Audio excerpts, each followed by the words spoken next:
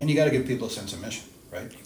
It's very easy for me to sell, we got work to do, come help me do it. I can do that. It's really hard to sell, we got work to do and I don't care. Nobody's going to join that. But great people join good teams. Right? What's happened in healthcare is really nobody has the experience level, except very few places, that we had pre-COVID. We haven't rebuilt it.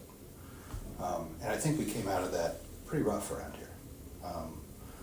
And things kind of go a little sideways and your leadership doesn't solidify, et cetera, and it becomes a little bit of a cycle that you really, as a leadership team, have to get your arms around. And I think we're finally getting there.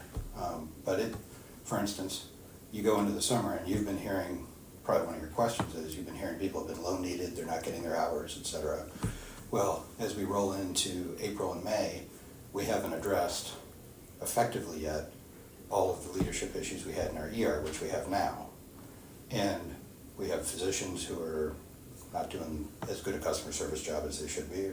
We never bordered up on safety issues, but we definitely had highly undesirably long wait periods, bad service, people left out of frustration. I mean, it was pretty ugly. And so as you go into summer, when you slow down naturally anyway, June, July, August, we were low needing nurses, physician, patient care associates. A lot of our people were not getting the hours they needed. As you lose nurses because your capacity goes down, rebuilding that becomes hard.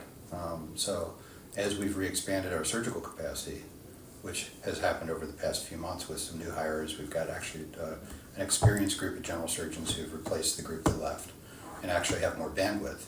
As that ramps up, and we have a cardiac surgeon who replaced the person who left, who has more bandwidth. So that's ramping up.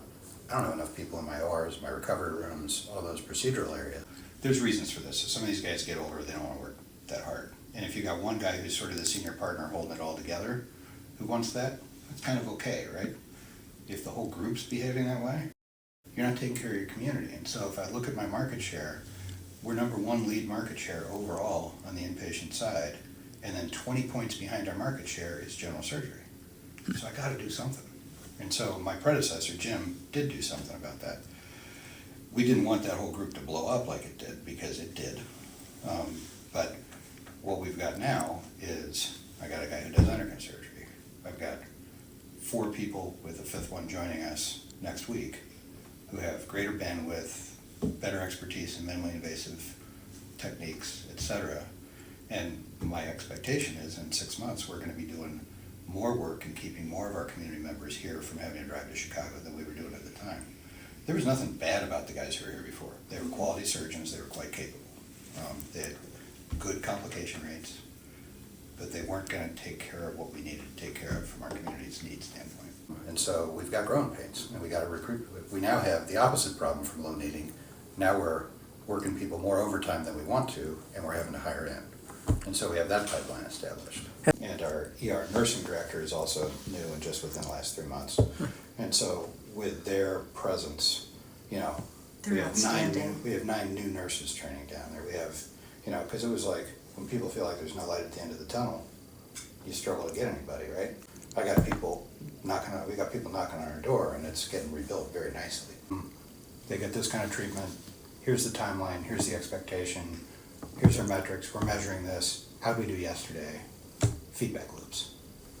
Great job, pat on the back, have a little celebration. That could have used some improvement. What went wrong with the process? How can we help you make sure you get it right the next time? So that kind of performance improvement is incredibly important, and you can't do it with temporary leadership, which is what we were stuck with for a little while. So as you get somebody in who's really strong, difference shows almost immediately.